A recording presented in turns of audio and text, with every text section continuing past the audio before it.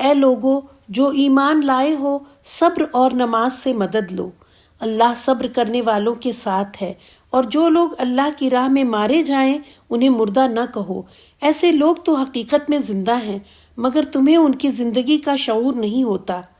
اور ہم ضرور تمہیں خوف و خطر، فاقہ کشی، جان و مال کے نقصانات اور آمدنیوں کے گھاٹے میں مبتلا کر کے تمہاری آزمائش کریں گے۔ ان حالات میں جو لوگ صبر کریں اور جب کوئی مصیبت پڑے تو کہیں کہ ہم اللہ ہی کے ہیں اور اللہ ہی کی طرف ہمیں پلٹ کر جانا ہے، انہیں خوشخبری دے دو، ان پر ان کے رب کی طرف سے بڑی عنایات ہوں گی، اس کی رحمت ان پر سایہ کرے گی، اور ایسے ہی لوگ راستے رو ہیں۔ یقیناً صفا اور مروہ اللہ کی نشانیوں میں سے ہیں، لہٰذا جو شخص بیت اللہ کا حج یا عمرہ کرے اس کے لیے کوئی گناہ کی بات نہیں کہ وہ ان دونوں پہاڑیوں کے درمیان سعی کر لے، اور جو برضا و رغبت کوئی بھلائی کا کام کرے گا اللہ کو اس کا علم ہے اور وہ اس کی قدر کرنے والا ہے۔ جو لوگ ہماری نازل کی ہوئی روشن تعلیمات اور ہدایات کو چھپاتے ہیں،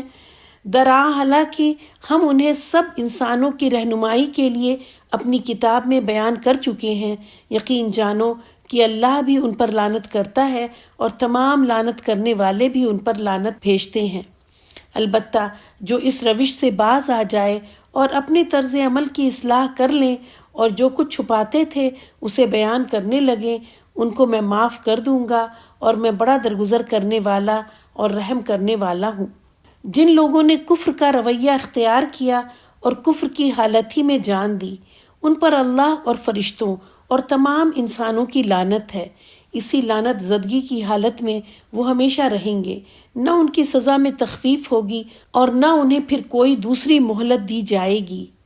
تمہارا الہ ایک ہی الہ ہے، اس رحمان اور رحیم کے سوا کوئی اور الہ نہیں ہے۔ جو لوگ عقل سے کام لیتے ہیں ان کے لیے آسمانوں اور زمین کی ساخت میں، رات اور دن کے پیہم ایک دوسرے کے بعد آنے میں، ان کشتیوں میں جو انسان کے نفع کی چیزیں لیے ہوئے دریاؤں اور سمندروں میں چلتی پھرتی ہیں،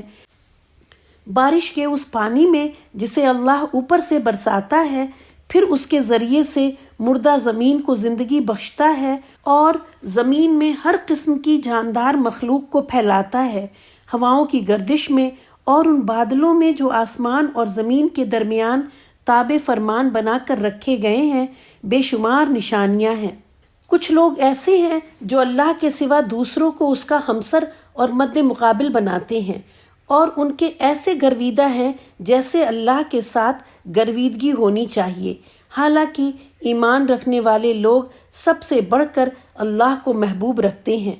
کاش جو کچھ عذاب کو سامنے دیکھ کر انہیں سوجھنے والا ہے وہ آج ہی ان ظالموں کو سوجھ جائے کہ ساری طاقتیں اور سارے اختیارات اللہ ہی کے قبضے میں ہیں، اور یہ کہ اللہ سزا دینے میں بھی بہت سخت ہے۔ جب وہ سزا دے گا اس وقت کیفیت یہ ہوگی کہ وہی پیشوا اور رہنما جن کی دنیا میں پیروی کی گئی تھی اپنے پیرووں سے بے تعلقی ظاہر کریں گے،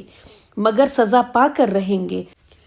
اور ان کے سارے اسباب وسائل کا سلسلہ کٹ جائے گا، اور وہ لوگ جو دنیا میں ان کی پیروی کرتے تھے کہیں گے کہ کاش ہم کو پھر ایک موقع دیا جاتا تو جس طرح آج یہ ہم سے بیزاری ظاہر کر رہے ہیں ہم ان سے بیزار ہو کر دکھا دیتے۔ یوں اللہ ان لوگوں کے وہ اعمال جو یہ دنیا میں کر رہے ہیں ان کے سامنے اس طرح لائے گا کہ یہ حسرتوں اور پشیمانیوں کے ساتھ ہاتھ ملتے رہیں گے، مگر آگ سے نکلنے کی کوئی راہ نہ پائیں گے۔